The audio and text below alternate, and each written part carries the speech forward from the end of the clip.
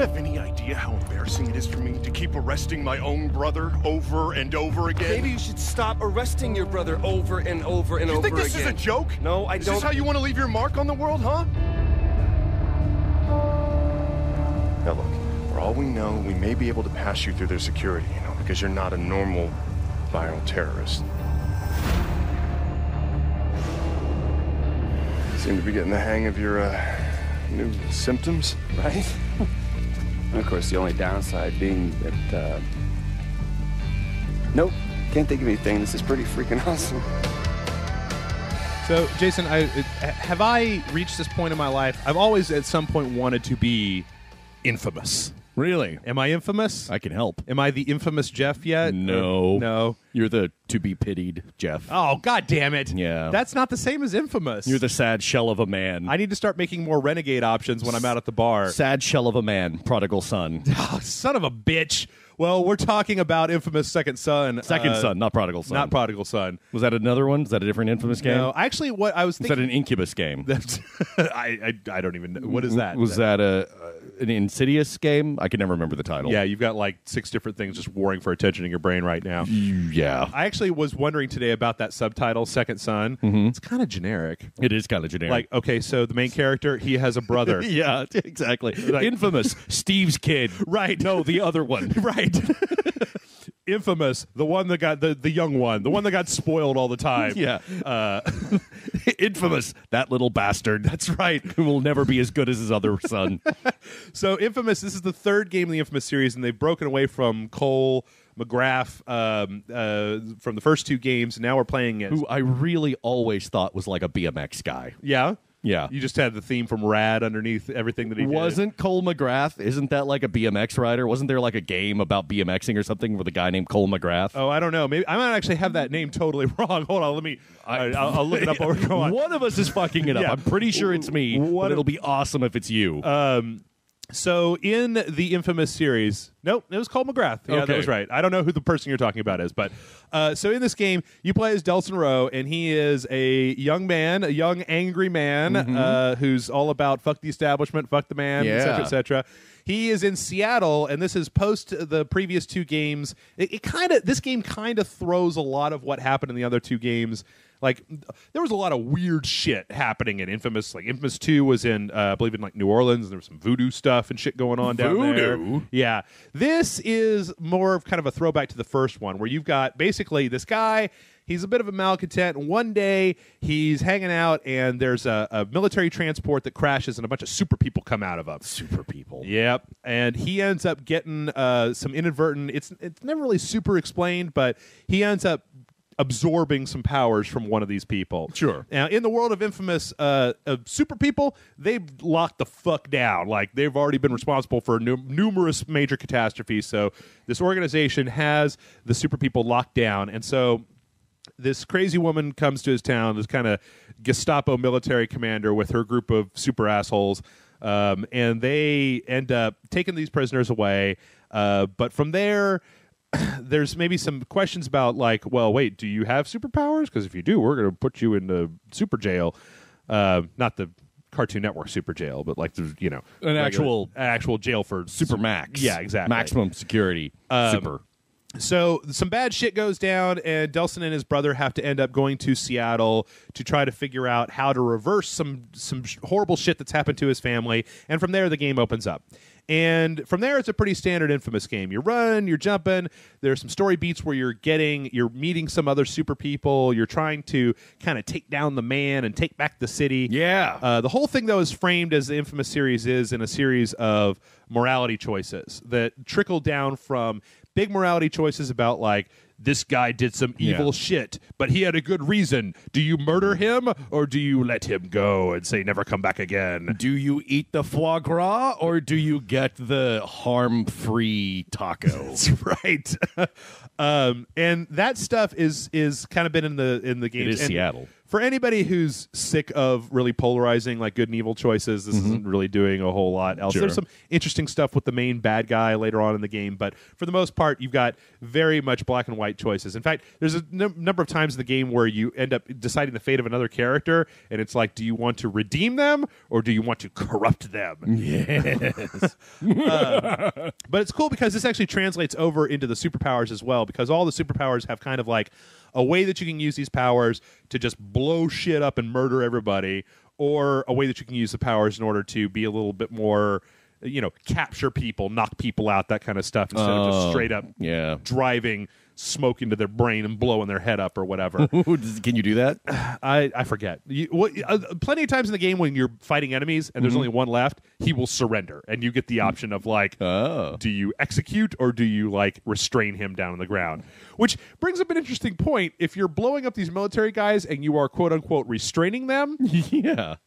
aren't just the authorities going to come unrestrain them and put them back into the pool of dudes who are trying to shoot you in the face? See, and that's why you really don't have a choice. That's right. Besides, most people play video games to have fun. Well, and you know what's fun? what's that? Making motherfuckers' heads explode. Well, With your smoke powers. you and I have different ideas of fun, but I don't. I like yours being- is lame, and I know how to party.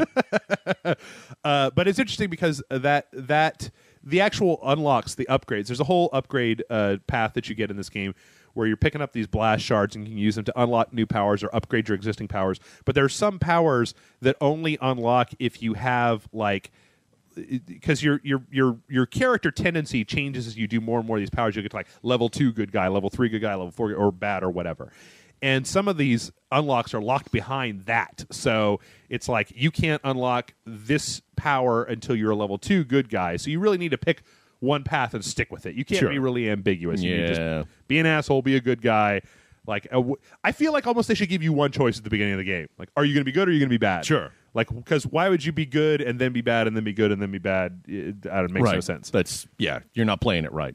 Right. Well, you could be like role playing like a mentally ill person, or Dr. Jekyll and Mr. Hyde or something. But I do that all the time. Yeah. Are you role playing? Shut up. You're not my dad. So in the game, this controls. It's maybe just like a little bit less tight. Like the Infamous 1 and 2 had very, very kind of like crisp movement and like perching on stuff and flying and stuff like that, the aiming and stuff. This feels like it was a little bit more loose than that, but you do spend they give you plenty of opportunities in the game to use your powers in all kinds of different situations. And what's really cool about this one is that they're pretty good about it quarters throughout the game giving you new powers. So you have 4 different powers that you get in this game, and each one of them is like a variant on your standard. So the smoke powers, you've got like shoot smoke, and then you've got like kind of a rocket launcher of smoke, and then you've got the same. But there's other powers where you'll have like your regular shoot slows down time now, or your rocket launcher is now like a homing projectile that hits people. So it gives you the opportunity to kind of pick what you want and switch between them. The only drawback to that is that there isn't really any mixing between the powers. Like it's like you can have like, I want smoke shots and I want neon missiles and I want the movement from this power and whatever. Right. Which I feel is a little bit of a wasted opportunity because you have to you absorb your powers from like smoke vents or different things in the game, and you have to actually manually switch between the powers. So you have this one type of power or this one type of power or this one type of power. You can't even just switch on the fly. Like if you're just walking down the street and suddenly you want to have different powers, you can't do that. You have to go find a thing to suck the energy out of. But it's still a very fun open world game as far as those powers go. And not only is it fun, but it's fucking gorgeous. It's really good looking. It is a very fetching game. Yeah, like they are definitely, this almost seems like it's kind of a showcase for just on the PlayStation 4, what you can do with lighting effects, smoke effects, and particle effects, and all at the same time, all with a very good amount of motion capture in the characters' faces. Cutscenes are very well done. They still kept this thing from the previous Infamous games where they'll have like these very stylized comic book panel things that show certain events in the game. I kind of wish they get rid of that because all the animation and the characters were really expressive, and that was really impressive to watch. So when they had to fall back on that, it was kind of like, oh no, you got the good stuff, use the good stuff. Right. So, but there are there's 2 different islands that you're in, and they lock off one of them for a while, and then you end up going back and forth between the 2 of them. But here's one of the downsides to the game is that, unfortunately, on those 2 islands, the things that you're doing that are not the main storyline quests, like if you just mainline the main story, I'm sure that would seem really fun all on its own. But they, of course, being an open world game, they've put in all these different little, blast shards to pick up, audio logs to collect, like little flashpoint areas, trying to take control. Like every district, you have to blow up a certain amount of troops and do a certain amount of things, and then you take control of the district in kind of a mini boss fight. Once you've done that like 4 times, it starts to get really repetitive because you're just doing the same thing over and over and over again. And it would have been nice if they had had a little bit more depth to those submissions. In fact, there's even a whole series of things where you have to like trail people or find these cameras or find audio logs that are very vanilla. They work once or twice, but they get old real fast. Sure. And I gotta tell you, the thing that gets old more than anything else to me is the spray painting minigame in this game. I know some people don't really care about it, but you have to shake up the controller, turn it on its side like a paint can. Call Mark Echo. Right.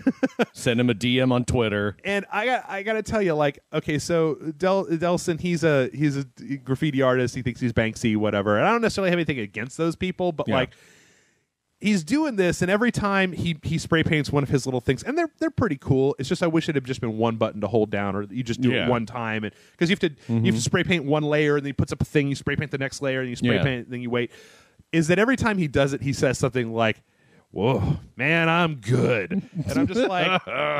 Look, man, you're kind of a fucking vandal, all right? Like, you're not down an underpass. This is just like the side of somebody's business that you're spray painting your fucking down with the man bullshit on. So, in fact, when it comes to that character, there's a lot of people who really... this isn't Counter-Strike, Delson. You can't just throw your tag up wherever you want. Put your Brody spray on the side of Put the boobs next to the Brody spray. So a lot of people, like, okay, I got to talk a little bit about the story of Delson. I have a very love-hate relationship with this guy because he's kind of like douchebag Spider-Man. Like, when you're fighting, he's got a lot of quippy stuff that he's just, giving people these zingy one-liners. I'm like, yeah, that's really cool. Yeah. And then we get to some of the major story beats where I'm just like, oh, my God, dude. You are dealing with grown-ups with machine guns. Like, down with the man. I'm 25. I know everything. Woo! And it's like, no, you really don't know everything, and you're kind of just wrecking this infrastructure that you really don't know anything about. So I gotta say that, like, some people in the comments when we did the dojo, they were kind of ragging on us, like, no, he's fine, he's whatever. I neither love this character nor hate him. Sometimes I think he's the biggest piece of shit in the world. Yeah. Sometimes I think he's really funny and okay. Like, my opinion of him very much wavered back and forth, and it was way to pick a side, Jeff. Well, yeah, exactly. He's a complex character, and that shows through in the fact that I neither love nor hate him. I would never want to hang out with this asshole in real life. Yeah. Though. Remember in the game we were playing where you started unlocking like new patterns for new customization options for him, right? Yeah. They're all pretty much just like what kind of douchey thing is on the back of his jean jacket. Like, what douchey pattern is on the back Imagine of his jean Dragons. jacket. Exactly. So, coming to the end here, I think that they stripped out all of the user-generated mission stuff that they put in Infamous 2, but I didn't really feel like that really helped the game a lot anyway. This is a very straightforward, just like beginning to end narrative game that's about 8 to 14 hours, depending on how fast you blaze through it. There's maybe a good reason to go back and play it a second time just to do it the opposite morality way of what you did the first time, to see what all the decisions are, because it does change the overall tone of the game, whether you're seen as this like, I'm going to destroy these motherfuckers, or like, I'm going to liberate them for the people, kind of thing. But all in all, it's good. It's straightforward. It's a fun little romp. It's not doing anything super new, but it doesn't seem you make like it sound like a sex comedy. Yeah, it's a fun little romp. It's a cheeky romp. But it's good. It's a good game. It's nothing special. It's not the greatest thing in the world, but it's a fun thing. If you got a PS4, I'd definitely recommend checking it out. I would probably give it 4 stars total. Well, all right. Yeah, well-made game. No bugs to speak of. It seemed like it did all right. So, if you'll excuse me, Jason, or actually I should say, because you're down with this, if the Rage Select audience... Rage graffiti, let's do it. Are we going to do that? Yeah. We're going to start tagging up buildings? Fuck yeah, man. We're just making the city a more beautiful place, bro. Exactly. Woo. I've got my dong spray paint down. All right, I got this whole thing figured out. We hit the town, we maybe swing by the Space Needle, always wanted to see it, and then we're back home to save some lives. You do realize when we hit the town, there's a fair chance the town's gonna, hit back?